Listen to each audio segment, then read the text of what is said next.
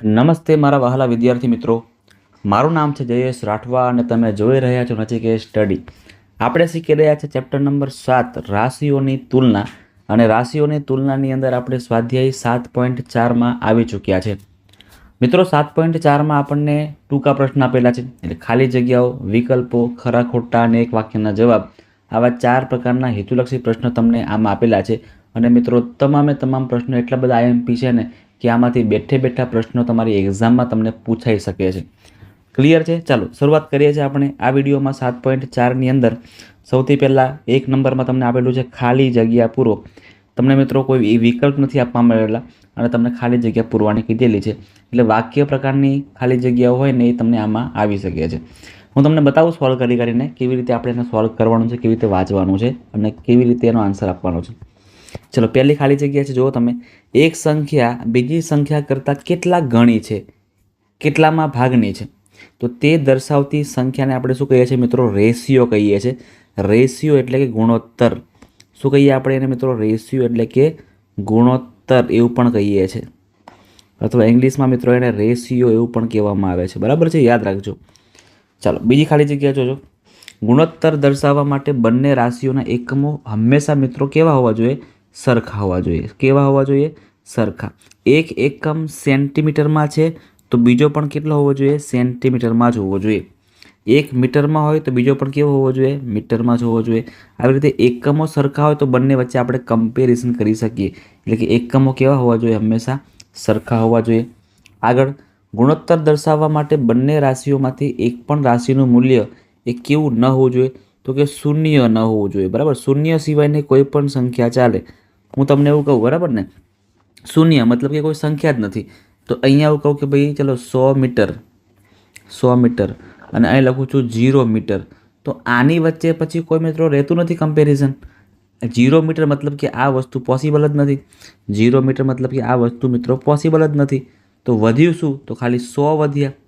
તો ખાલી એકને એક વસ્તુની થોડી કમ્પેરિઝન થાય? ન થાય ને, એટલા માટે શૂન્ય ન હોવું જોઈએ. શૂન્ય સિવાયની કોઈ પણ સંખ્યા હોય તો ચાલી શકે.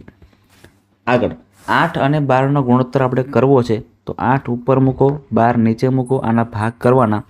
4 દુ 8 અને આના ભાગ પડશે 4 તરી 12. 4 4 કેન્સલ થાય તો 2/3 આવે. 2/3 આપણો અહીંયા જવાબ થાય, એટલે કે 2/3 પણ લખાય, અથવા તો 2/3 લખો ને તો પણ ચાલે, બંને લખી શકાય છે.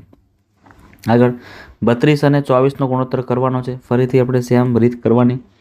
32 અને 24 આના કરવાના છે ભાગલા.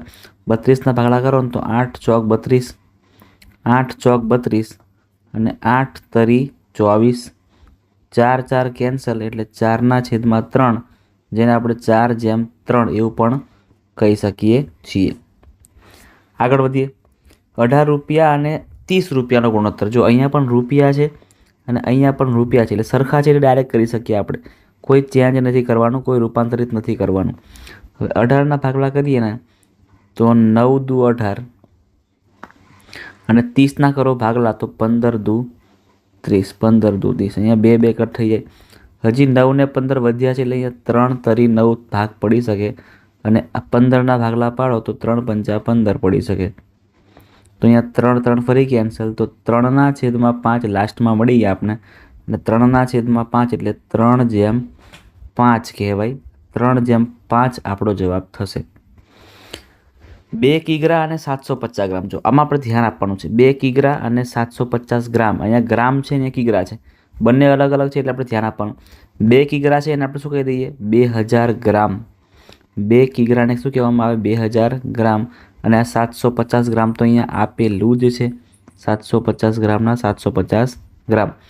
હવે આપણે આ 0 કેન્સલ, આ 0 કેન્સલ, જે વધે છે એમાં કાપાકૂપી કરવાની, એટલે આપણો જવાબ થઈ જશે 200/75.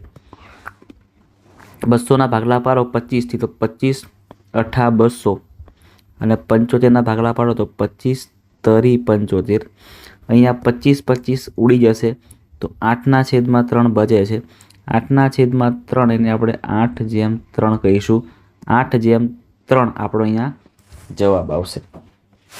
400 સેમી અને 5 મીટર, જે મોટું હોય ને એને ફેરવવાનું, મીટર મોટું કહેવાય ને સેમી કરતાં, એટલે 5 મીટર બરાબર શું કહેવાય 500 સેમી, 500 સેમી. હવે કમ્પેર કરીએ બંનેને, તો 400 સેમી ના છેદમાં 500 સેમી, આ તો દેખીતી રીતે 2 0 કટ થઈ જશે, 4ના છેદમાં 5 કટ નહીં થાય, એટલે કે 4/5 આપણો લાસ્ટ આન્સર આવશે, 4/5.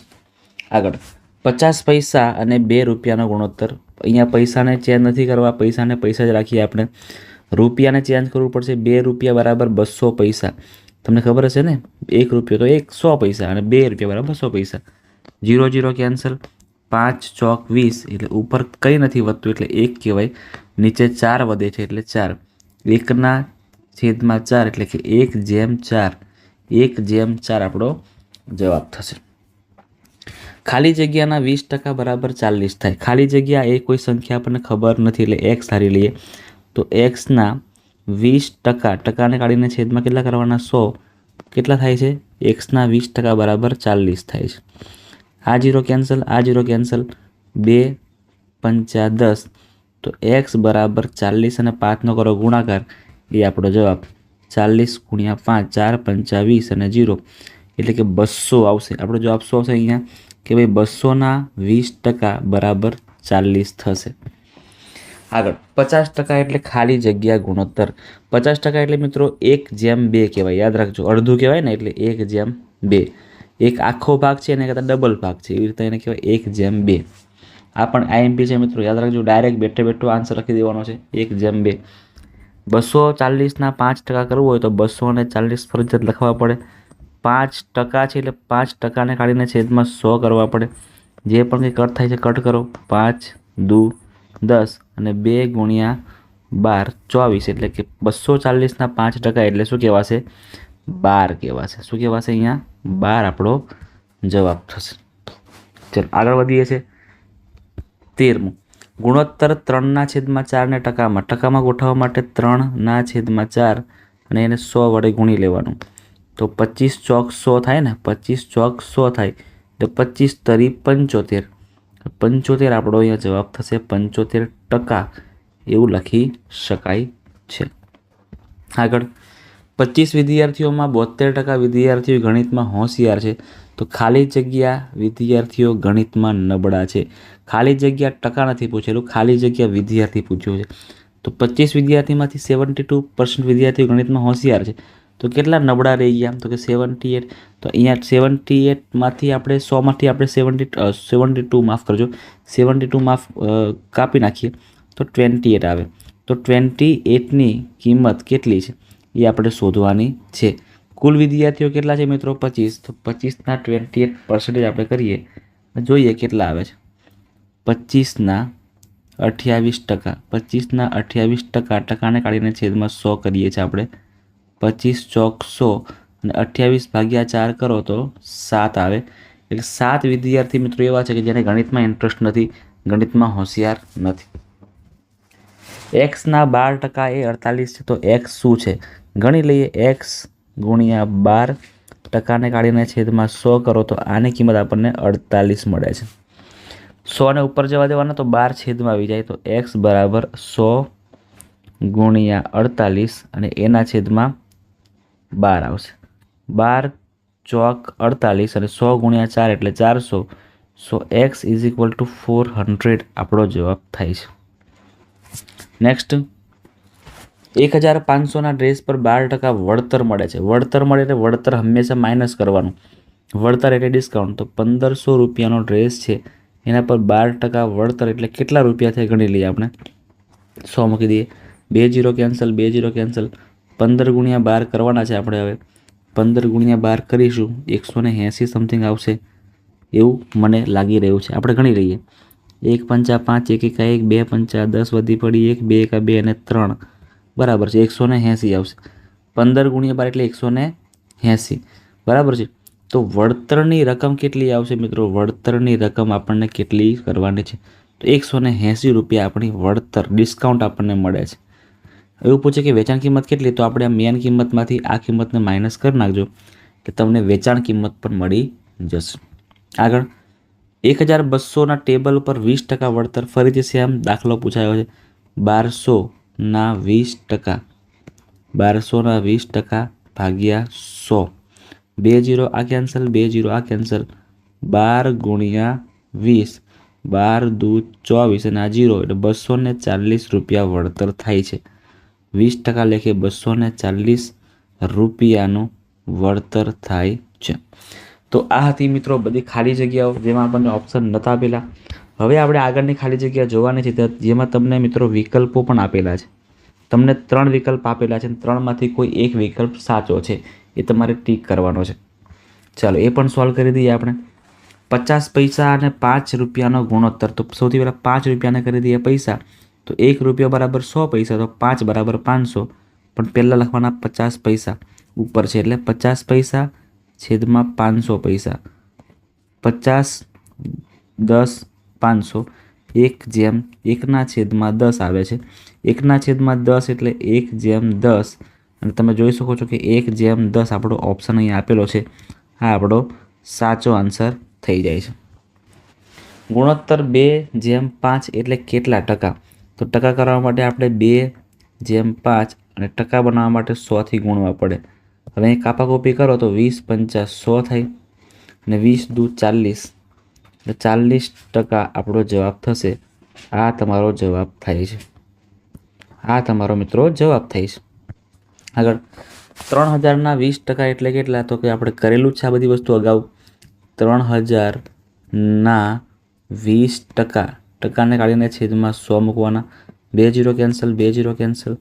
30 ગુણ્યા 20 બચી રહ્યા છે. 3 દુ 6 અને બીજા 2 0 એટલે કે 600. 600 આપણો જવાબ થાય છે. 600 આપણો જવાબ થાય છે. ચાલો આગળ વધીએ છીએ. એક્સના 15% બરાબર 120. તો એક્સ બરાબર ખાલી જગ્યા, કઈ વાંધો નહીં. એક્સના 15%, ટકાને કાઢીને છેદમાં 100 નાખવાના છે. આ બાજુ 120 કરવાના છે. અહીંયાથી જો 100 ઉપર જવા દઈએ, 15 નીચે આવી જાય તો એક્સ બરાબર 120. 100 ઉપર આવે એટલે ગુણાકાર ઉપર આવી જાય અને 15 ગુણાકારમાં ક્યાં આવી જાય? ડાયરેક્ટ છેદમાં આવી જશે. હવે આના જેટલા કંઈ પણ ભાગ પડે છે ને એટલે ભાગ આપણે કરીએ. જોજો આના ભાગ 5 તરી 15 મને ખબર છે. અહીંયા 3 ચોક 12 અને આ 0ને ઉપર નાખી દઈએ એટલે 40 અને 20 5 100. પતી ગયું. લો પિક્ચર થઈ ગયું પૂરું. કેશ થઈ ગયો સોલ્વ. તો એક્સ બરાબર 40 ગુણ્યા 20, એક્સ બરાબર 40 ગુણ્યા 20, 4 દુ 8 અને બીજા 2 0 એટલે કે 800 આવશે. 800ના 15% કરો ને તો તમને 120 મળે છે. આગળનો દાખલો.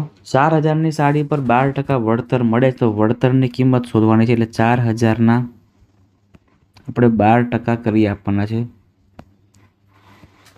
ચલો 4000 ગુણ્યા 12 છેદમાં 100. 2 0 કેન્સલ, આ કેન્સલ. 12 ચોક 48 અને 0 1 છે એટલે 0. 480 આપણો જવાબ થાય છે. આ રહ્યો 480 આપણો જવાબ થાય છે. આગળ વધીએ. એક સ્વેટરની ખરીદીમાં અહીંયા 7 નંબર આવશે અને 6 બરાબર છે. એક સ્વેટરની ખરીદીમાં 8% પ્રમાણે 192 વળતર મળે છે તો સ્વેટરની છાપેલી કિંમત આપણે શોધવાની છે. જોજો એટલે કિંમત કેટલી છે આપણને ખબર નહીં. ધારો કે એક્સ છે, એક્સના આપણે 8% કરીએ છીએ. 8% કરીએ તો આપણને 192 મળે છે. તો એક્સ ગુણ્યા 8ના 8 છેદમાં 100 બરાબર 192. 100 જશે ઉપર ગુણાકારમાં, 8 આવશે ભાગાકારમાં. તો એક્સ બરાબર 192 ગુણ્યા 100 છેદમાં 8. 192 ભાગ્યા 8 આપણે 8 કરી જોઈએ, થતા હોય તો ઠીક છે અને થઈ જશે. 8 1 8, 8 દુ 16, 3 વધશે 2 વધશે. 8 1 8, 8 દુ 16, 8 તારી 24 ને 8 ચોક 32 એટલે અહીંયા 8 ગુણ્યા 32 192 થાય છે. એટલે 32 ગુણ્યા 100 આપણે કરવાના. હવે 32 ગુણ્યા 100 કરો એટલે 3200. 3200 રૂપિયા, 3200 રૂપિયા એની છાપેલી કિંમત હોય. આગળ જઈએ છીએ. આગળ આપણે જઈએ છે. ચાલો 1 મિનિટ. જવાબ નથી આવી રહ્યો કોઈ જગ્યાએ. લોચા લબાકા થયા છે શું? અરે હા, અહીંયા ભૂલ પડી, અહીંયા 32 થોડી આવે છે, 24 આવે છે ને. 8 ગુણ્યા 24 એટલે અહીંયા 2400, 2400 આપણો જવાબ થશે. 2400 આપણો જવાબ થાય છે. ચલો આગળ જઈએ. ઉમેશનો પગાર 8000 હતો, તે વધીને 10000 થયો, તો તેના પગારમાં કેટલા ટકા વધારો થયો? મિત્રો, જેનામાં થયો હોય ને એ નીચે મૂકવાનો. અને કેટલો વધ્યો? તો કે 8000માંથી 10000 થયો એટલે 2000 વધ્યો. 2000 વધ્યો કેટલામાંથી? તો કે ભાઈ 8000 હતા એમાંથી 2000 થયો. બરાબર ને? ટકા કરવા માટે આપણે 100 કરી દઈએ છીએ. આ 3 કેન્સલ અને આ 3 કેન્સલ. 2 ચોક 8, 4 4 4 4 4 4 4 4 દુ 8, બરાબર ને? 4 પંચા 20, 25 ચોક 100 એટલે 25 આપણો જવાબ થશે. 25 આપણો અહીંયા કાપાકોપી કરતા જવાબ મળી આવેલ છે. ત્યાર પછી દાખલો જોઈએ. 4000નું 12% લેખે 2 વર્ષનું સાદું વ્યાજ. સાદું વ્યાજ મેળવવા માટે I બરાબર PRT છેદમાં 100 મૂકી દેવાના અને કાપાકોપી કરવાની છે. 4000 12% એટલે 12 અને 2 2 છેદમાં આપણે 100 મૂકી દઈએ છીએ. 2 0 2 0 કેન્સલ. 40 ગુણ્યા 12 ને 12 144, 144 ચોક કરો. 4 ચોક 16, 4 ચોક 16 ને 17, 17 વધી પડી 1, 4 કે 4 5 6 ને 7. જવાબ કેમ લોચાવાળો છે? ઓવર 1 મિનિટ ફરી ગણતરી કરીએ આપણે. અહીંયા હા 2 છે ને, 2 છે, માફ કરજો. અહીંયા ગુણાકારમાં લોચો માર્યો એટલે અહીંયા શું છે? 4 40 વધ્યા, 12 વધ્યા અને બીજા 2 વધ્યા. તો 12 ચોક 48 અને 48 દુ 96, 48 દુ 96 ને આ 0 એટલે 960 રૂપિયા થાય છે. 960 મિત્રો રૂપિયા આપણો આન્સર થાય છે. આગળ, ગત વર્ષનો વરસાદ 120 મીમી હતો, આ વર્ષે 90 મીમી પડ્યો, તો કેટલાની ઘટ થઈ? કેટલાની મિત્રો ઘટ થઈ એવું કહે છે. કેટલાનો ગેપ છે બંને વચ્ચે? બંને વચ્ચે ગેપ કેટલો છે? તો કે 30નો ગેપ છે. 90 થી 120 વચ્ચે 30નો ગેપ છે. ગયા વર્ષે 120 હતો એટલે 120 છેદમાં આવશે અને ગુણાકાર આપણે કરી દઈએ છીએ 100 વડે. 0 0 કેન્સલ. અહીંયા એક કામ કરી શકીએ આપણે, 10 તરી 30 કરી દઈએ અને 3 ચોક 12 કરી દઈએ. 10 દાન 100, 100 ભાગ્યા 4, 100 ભાગ્યા 4 એટલે 25 આવશે. 25 આપણો જવાબ થાય છે. 25 અહીં આપણો રાઈટ આન્સર થઈ જશે. ચલો લાસ્ટ દાખલો છે આપણો, બરાબર. પછી આપણે બીજા 2 જે ખરા ખોટા અને એક વાક્યના જવાબ છે એ આપણે આની પછીના વિડીયોમાં જોઈ લઈશું. 3200ની વસ્તુ વેચતા તેની ઉપર 4% GST આપવો પડે છે. જોજો, ખાસ સમજો, 4% GST હંમેશા ઉમેરાય. એટલે કે 100 રૂપિયાની વસ્તુ છે ને, તો એ વસ્તુની કિંમત આપણને 104માં પડે. બરાબર છે ને? 104માં પડે. તો આ 3200ની વસ્તુ જે છે એ કેટલામાં આપણને પડશે એ આપણે શોધી લેવાનું છે. શું કરવાનું? તો કે કરવું પડશે આપણો ક્રોસ ગુણાકાર. 3200 ગુણ્યા 104 છેદમાં 100. આ 2 0 અને આ 2 0 કેન્સલ. 104 ગુણ્યા 32 આપણે કરવાના છે. હવે એ કરી દઈએ. 4 તરી 12 વધી પડી 1, 1 3 1 3, 2 ચોક 8, 0 2 1 2, 8 2 3 અને 3. ત્યાં 30 28 દેખાઈ રહ્યા છે? હા સાહેબ, દેખાઈ રહ્યા છે, અમારી સામે દેખાઈ રહ્યા છે. તો એ જ તમારો આન્સર થશે. ક્લિયર છે? તો ચાલો આ વિડીયોમાં આપણે આટલું જ રાખીએ છીએ. હજુ આપણે એક વાક્યના જવાબ અને ખરા ખોટા બાકી રાખેલા છે એ આની પછીના વિડીયોમાં જોઈ લેશું. ત્યાં સુધી તમને મિત્રો વિડીયો કેવો લાગ્યો એ વિડીયો મને ખાસ કહેજો કોમેન્ટ બોક્સની અંદર. તમારે વિડીયોને લાઇક પણ કરવાની છે, તમારા મિત્રો સાથે આ વિડીયોની લિંકને શેર પણ કરવાની છે અને તમે જો નવા હોય તો તમારે ચેનલને મિત્રો સબસ્ક્રાઈબ પણ કરી જ દેવાની છે.